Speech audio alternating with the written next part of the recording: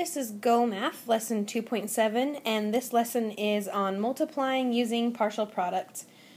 Partial products is just another strategy for multiplying bigger numbers, usually 3-digit or bigger, but you can use them on 2-digit numbers as well.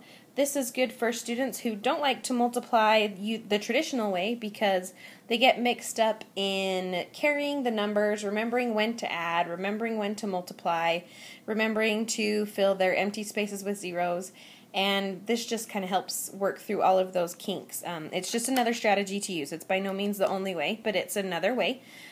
There's 2 ways to do it. There's a way to do it using just the numbers, and there's a way to do it using a graphic organizer or a picture.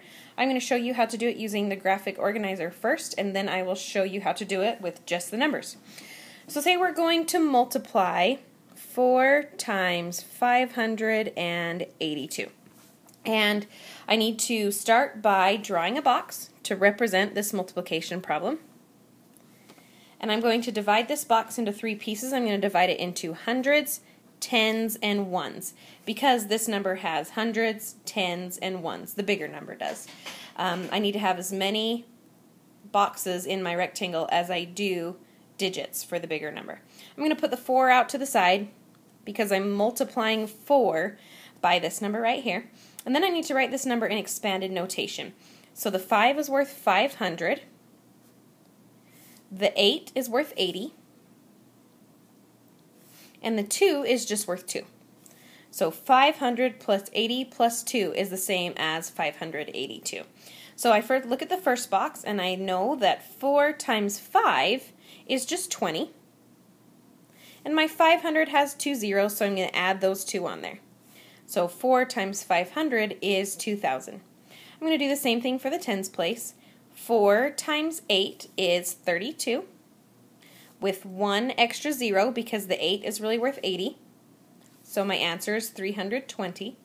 And then in my last box, I'm going to do 4 times 2, which is just 8. Because since the 2's in the ones place, it's just worth 2. Now I have all of these partial products. This is a product, this is a product, and this is a product. And this is why it's called partial products, is because you get all of the smaller products, and then we're going to put them together to get the final answer, or my final product. So I'm going to take these 3 answers that I got, and I'm going to add them together. So 2,000 plus 320 plus 8. 8, 2, 3, and 2. So my final answer is 2,328.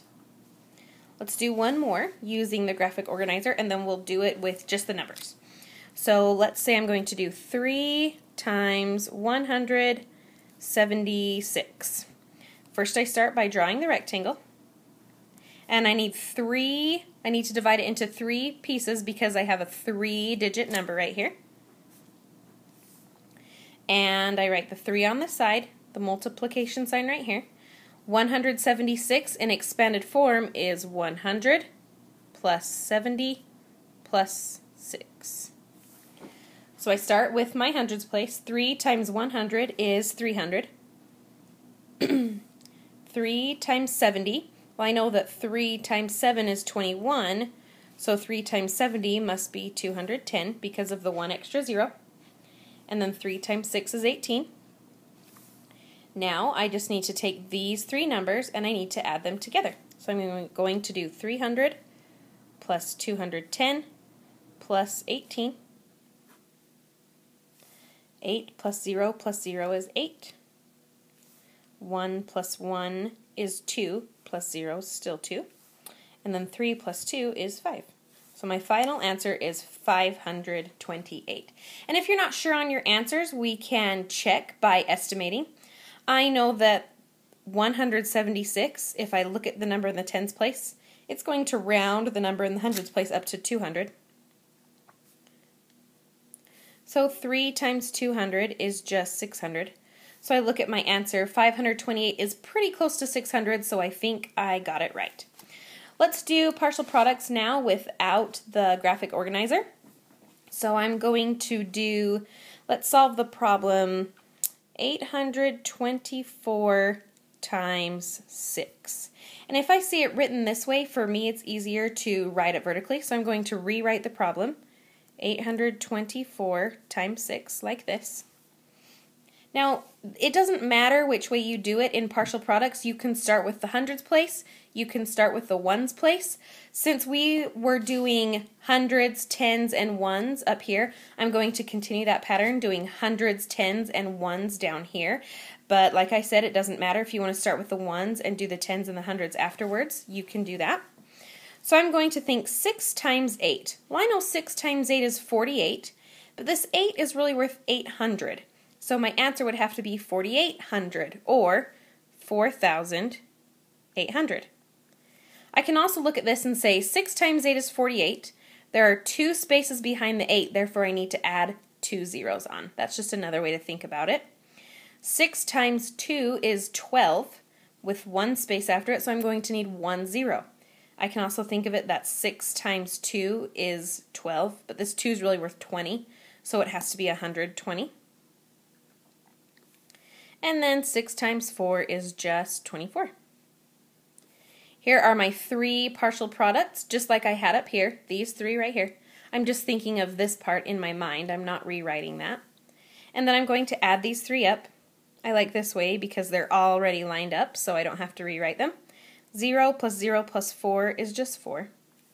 0 plus 2 is 4. 8 plus 1 is 9. And 4 plus nothing is 4.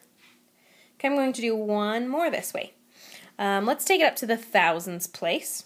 So I am going to do 5 times 2,854. And I don't like to do my multiplication this way. I like to stack them up and down vertically, so I'm going to rewrite it vertical. So I'm going to do 2,854. I always like to put the bigger number on top, times 5. And I'm going to start with the thousands place this time. Like I said before, it doesn't matter. You can start with the ones place. I'm going to start with the thousands. 5 times 2 is 10, but since the 2 is really worth 2,000, I need to make that 10,000, or 10 with 1, 2, 3 zeros. So 10,000. Now I'm going to move on to the hundreds. 5 times 8 is 40, but I need to have 2 zeros behind it, so my answer is going to be 40 with 2 zeros, which is the same as 4,000. 5 times 5 is 25, but this 5 is really worth 50, so I need to add a 0 onto 25, which will make it 250. And 5 times 4 is just 20. Now I need to add up all of my partial products. All of these zeros are going to make 0. 0 plus 5 plus 2 is 7. 0 plus 2 is 2. 0 plus 4 is 4. And 1 plus nothing is just 1. So my answer is 14,270. And that's partial product.